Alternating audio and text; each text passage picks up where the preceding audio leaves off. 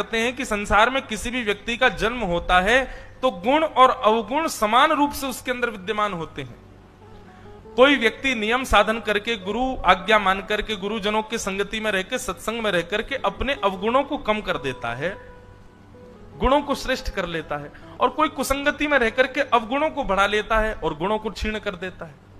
और गुण और अवगुण, इन दोनों के पैरामीटर से ही स्वर्ग नरक मिलते हैं। तो यह बात तो निश्चित है कि संसार में किसी का भी जन्म हुआ है तो दोनों गुण उसके अंदर विद्यमान हैं, सद्गुण भी हैं और अवगुण भी हैं। लेकिन पता है हम लोग मानव क्यों हैं? ठाकुर जी 3 लोगों का पालन करते हैं, दैत्य, देवता और मानव। दैत्य कौन? बोले जो सब में अवगुण देखता है। उसके सामने साक्षात रघुनंदन श्री राम जी भी खड़े हो जाते हैं तो वो राम जी में भी अवगुण देखता है। दैत्य कौन है?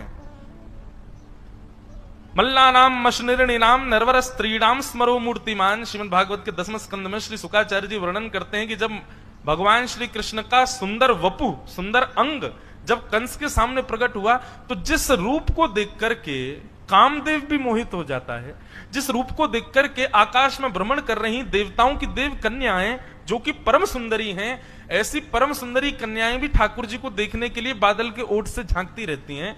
इतने सुंदर, इतने शीलवान, इतने कोमल, इतने आकर्षक श्री कृष्ण, वे जब कंस के सामने प्रकट होते हैं, वृत्तों को महावर्णन करते हैं, वृष्णी नाम पर देवते विदितो रंगम गतः साग्रज।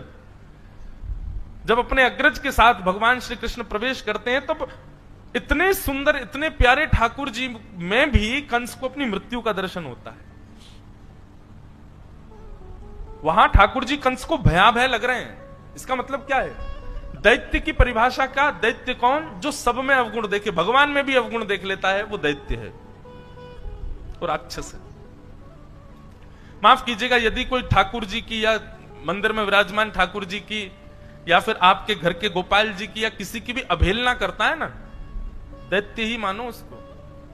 जो ठाकुर जी के रूप में भी अवगुण देख ले वो दैत्य ही है।